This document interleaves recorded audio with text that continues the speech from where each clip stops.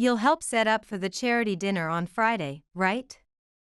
Victoria's message popped up on my WhatsApp, her usual commanding tone evident even through text. I stared at my phone, feeling that familiar knot form in my stomach. Another demand, not a request. What charity dinner? I typed back, watching the 3 dots appear and disappear as she composed her response. Maxwell's fundraiser for the Children's Hospital. Everyone important from his bank will be there, she replied, followed by a string of detailed instructions about tablecloths and centerpieces. My fingers hovered over the keyboard. I wasn't invited to this dinner, I wrote carefully. Well, of course not, dear, came her swift reply. It's all investment bankers and their wives. You wouldn't really fit in with your, well, you know. But we need your help with the setup. You're so good at these things, Evelyn. I let out a long breath, my throat tight with familiar disappointment. Once again, I wasn't good enough to be a guest, but perfectly suitable for the behind-the-scenes work. I'm Evelyn, 32, a pediatric nurse, and to my family, I'm little more than their reliable backstage crew member. The one they call when they need someone to arrange flowers or ensure everything is picture-perfect for Maxwell's endless parade of career achievements. That's fine, I replied, my composed message masking the anger bubbling beneath the surface. What time do you need me? 4 o'clock sharp, Victoria responded immediately. We'll need time to set the table, arrange the flowers, and plate the appetizers. Oh, and could you pick up some extra napkins? The good ones from that store you know. The ones we used at Maxwell's promotion party. Sure, I typed, my jaw clenched. You're such a lifesaver, Evelyn, she sent, followed by a barrage of detailed instructions about the exact shade of napkins and the precise way she wanted the place cards arranged. I set my phone down on my desk at the pediatric ward, the familiar sounds of the hospital suddenly a welcome distraction from my family's demands. I'd moved out years ago to escape this exact dynamic, but somehow, the physical distance hadn't changed anything. Looking at my phone screen, I noticed a notification from a restaurant booking app one hadn't used in months, suggesting a table for one at my favorite bistro this Friday night. My finger hovered over the screen, hesitating for just a moment before I tapped reserve. For once, they could handle their perfect dinner party without their backstage manager. By Thursday afternoon, my phone was buzzing constantly with messages from the family group chat. Don't forget those napkins, the cream ones, not the ivory, Victoria messaged. Maxwell's managing director is bringing his wife. She's very particular about table settings, Harrison chimed in. Hey sis, make sure everything's perfect. These people could literally make or break my career, Maxwell added. Each notification made me grip my phone tighter, my frustration building with every demanding message. I sat in the break room at the hospital, still in my scrubs after a long shift in the pediatric ward. They hadn't even bothered to ask if I wanted to help. They just assumed I'd show up like always, ready to work behind the scenes while they entertained their important guests. Living in my own apartment on the other side of town was supposed to give me some space from their constant demands. For the most part, it had, except when it came to family events. Then suddenly, the miles between us didn't matter. I was still dependable Evelyn, the pediatric nurse who somehow had to be both too working class to attend their fancy parties and perfectly capable of orchestrating them. I glanced at the confirmation email for my Friday night reservation at Bella's Bistro. The guilt crept in, as it always did. Was it selfish to leave them hanging when they clearly needed help? But then I thought about my day, the hours spent comforting sick children, managing worried parents, handling real emergencies, and their messages about napkin shades and centerpiece heights suddenly seemed almost laughable. My colleague Ruby stopped by my desk, coffee in hand. Family stuff again, she asked, noticing my expression. The usual, I sighed, showing her the stream of messages. Apparently, I'm not good enough to attend my brother's fancy dinner party, but I'm expected to set it up. Ruby's eyes narrowed as she read. And you're still going to help them? I showed her my dinner reservation. Her face broke into a wide grin. Now that's the Evelyn I want to see, she said, raising her coffee cup in a mock toast. It's about time. Opening my phone settings, I muted the family group chat. This time, they could figure it out on their own. On Friday morning, Victoria's name lit up my phone screen. Evelyn, just confirming you'll be here at 4, she said, her voice cheerful but expectant. We're counting on you to make everything perfect before the guests arrive. I paused, watching a young patient wave at me through the pediatric ward's window. Don't worry, Mom, I said, waving back at the child. I'll take care of it. Oh, wonderful, she sighed with relief. You always know exactly how to make things just right. I don't know what we'd do without you. Yeah, I replied softly, I know. As my shift ended, I changed out of my scrubs into the navy blue dress I'd brought to work, applied some light makeup, and grabbed my purse. When I locked my locker and walked through the hospital corridors, several of my colleagues did a double take. Hot date, one of the other nurses asked. Something like that, I smiled, feeling a strange mix of nervousness and excitement. By 7:30, I was seated at my favorite corner table at Bella's Bistro, a glass of Cabernet in hand. The soft jazz music and warm lighting created an atmosphere worlds away from the chaos I imagined was unfolding at my parents' house. The waiter approached with a menu, his manner warm and unhurried. Good evening, are you ready to order? Not quite yet, I replied, but I'll start with the wine, thank you. As he walked away, I couldn't help but picture the scene at home. Victoria would be pacing the kitchen by now, her perfectly styled hair starting to fray at the edges. Harrison would be trying to calm her down with his usual, I'm sure she's just running late. And Maxwell, he'd probably be checking his watch every 2 minutes, muttering about how I was ruining his big night. I took another sip of wine, letting the rich flavor linger. My phone buzzed in my purse, another message in the family group chat. I could practically hear Victoria's voice, where are you? The guests will be here any minute. For the first time in years, I felt no urge to respond. I let the ambient noise of the restaurant wash over me, the gentle clink of glasses, murmured conversations, and soft laughter from nearby tables.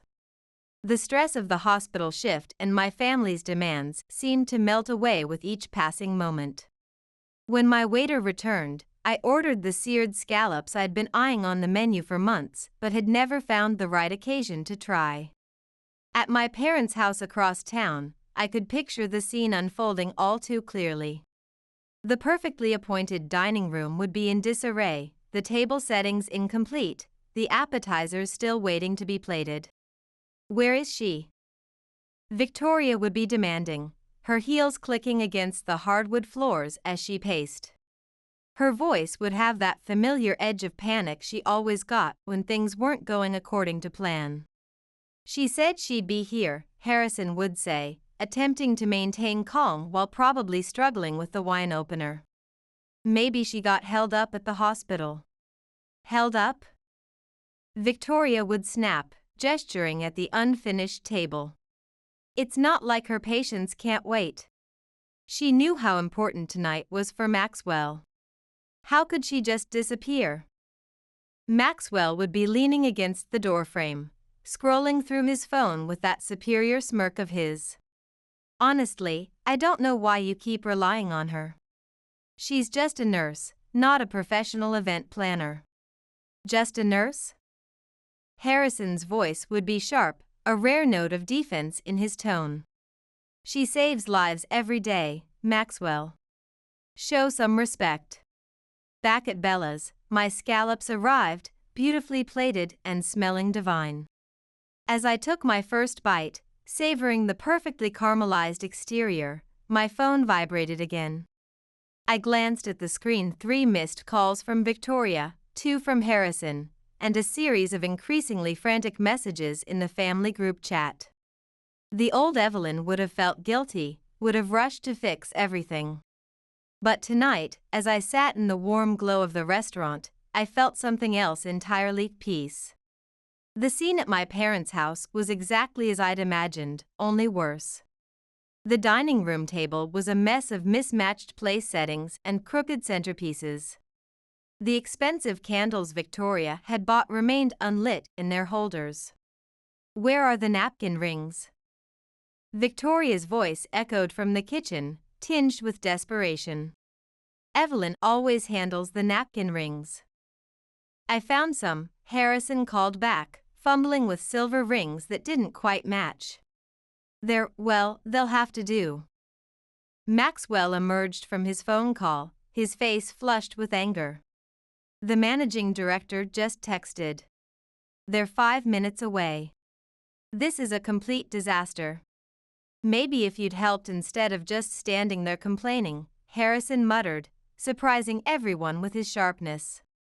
Meanwhile, I was savoring every bite of my tiramisu at Bella's, the layers of coffee-soaked ladyfingers and mascarpone melting on my tongue. Across the room, an elderly couple was celebrating their anniversary, their genuine joy a stark contrast to the artificial perfection my family always strived for.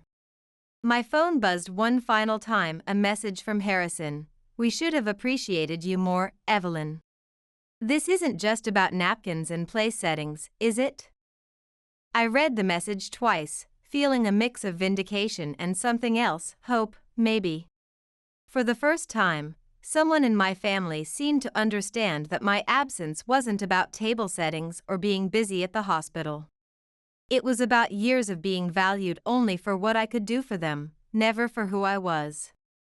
I took another bite of tiramisu, letting the rich flavors ground me in the present moment. Tonight wasn't about teaching them a lesson or seeking revenge. It was about finally choosing myself. I woke up to the gentle weekend sunlight filtering through my apartment windows, feeling surprisingly light. My phone showed no barrage of angry messages or missed calls, just a single text from Harrison.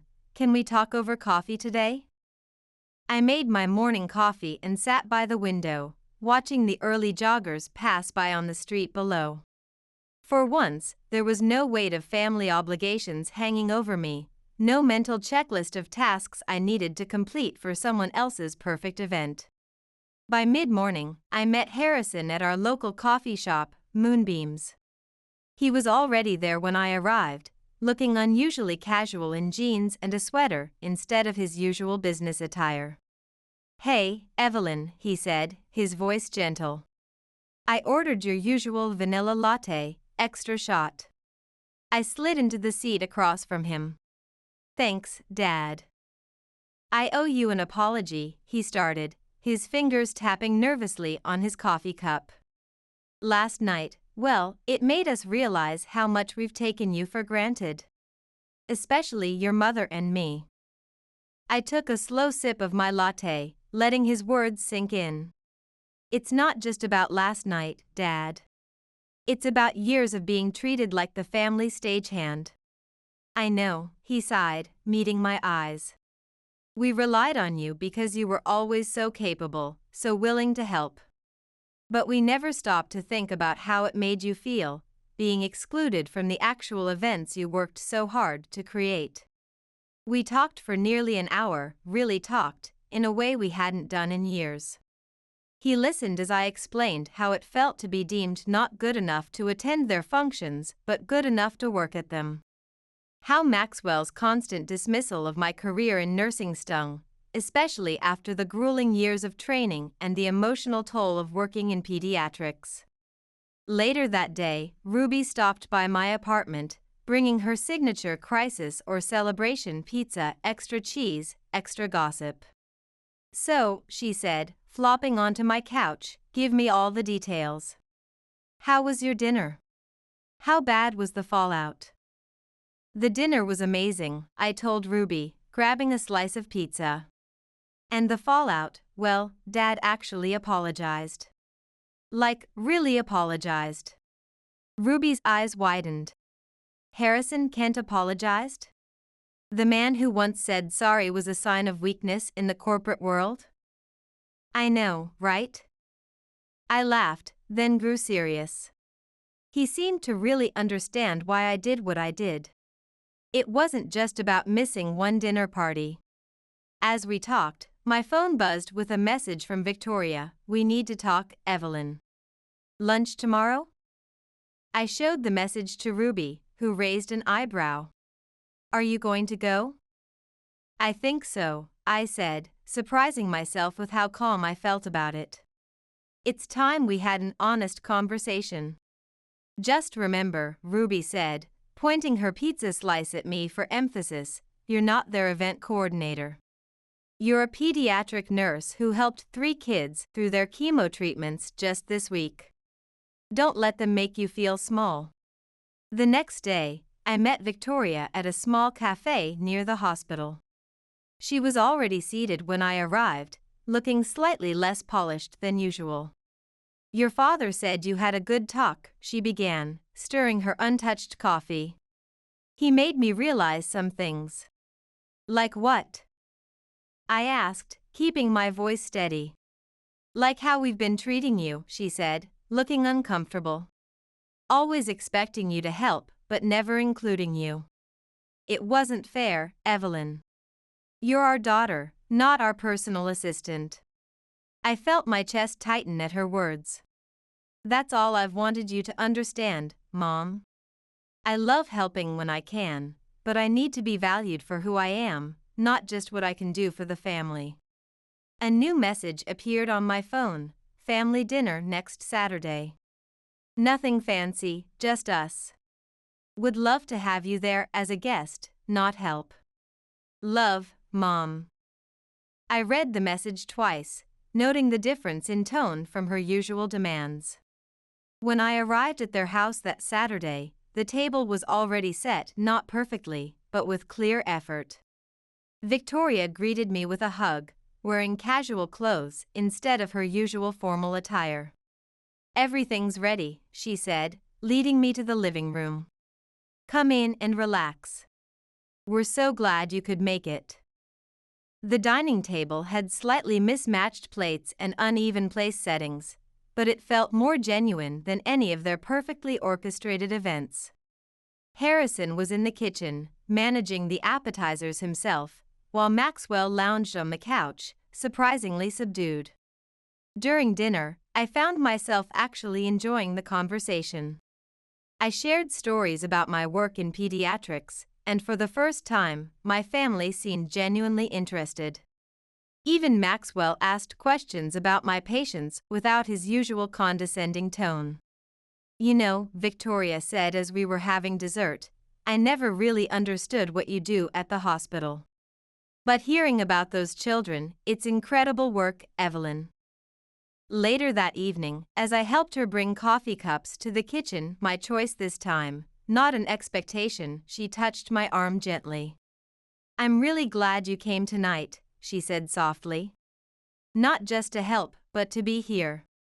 With us. The words caught me off guard, but I could tell she meant them. On my drive home, I reflected on how much had changed. My family wasn't perfect, and they probably never would be, but they were trying. For the first time, I felt like they saw me not just as someone they could rely on, but as a person with her own life, career, and boundaries. Back in my apartment, I curled up with a book and a cup of tea, feeling content. The nurse who had walked out of their dinner party weeks ago was still here, stronger, more confident, and finally free to be herself. This was just the beginning of a new chapter in our family story.